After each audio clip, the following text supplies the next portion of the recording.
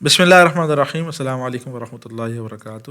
یہ جملہ عموماً ہم استعمال کرتے ہیں جزاک اللہ۔ اچھا، یہ جزاک اللہ کا مطلب یہ ہوتا ہے کہ اللہ تعالی آپ کو بہترین بدلہ عطا فرمائے۔ یہاں پہ میں نے بہترین بدلہ کا ترجمہ اس لیے کیا کیونکہ یہاں پہ خیرن جو ہے وہ محذوف ہوتا ہے، ورنہ خالی جزاک اللہ کا ترجمہ کیا ہوتا ہے؟ اللہ آپ کو بدلہ دے۔ وہ تو ہر کام کا بدلہ ہوتا ہے، اچھے کام کا ہی بدلہ ہوگا، برے کام کا ہی بدلہ ہوگا۔ کوئی آپ اس پر احسان کرو تو اس کے بدلے میں وہ جزاک اللہ کہتا ہے، مراد یہی ہوتا ہے کہ اللہ تعالیٰ آپ کو اس سے بہترین بدلہ عطا کرے اس سے نا۔ تو یہاں پہ خیرن جو ہے ہوتا ہے وہ معذوف ہوتا ہے۔ یہ جو جزا ہے نا، یہاں پہ یہ الف کے ساتھ ہے، یہاں پہ یہ اس طرح الف کے ساتھ ہے، لیکن جب اس کو اکیلا کر کے لکھیں گے تو اس کو لکھیں گے جزا، اس طرح نا، کیونکہ یہ یا جو ہے جو الف کی صورت میں آتے ہیں، جب درمیانی کلام میں آتی ہے تو پھر الف سے تبدیل ہو جاتی ہے۔ تو جزا فعل ہے اور اس کے اندر فاعل کوئی بھی نہیں ہے کیونکہ آگے لفظ اللہ کا فاعل آ رہا ہے، اور کاف ضمیر یہ مفعول بھی ہے۔ بدلہ دینا فعل ہے،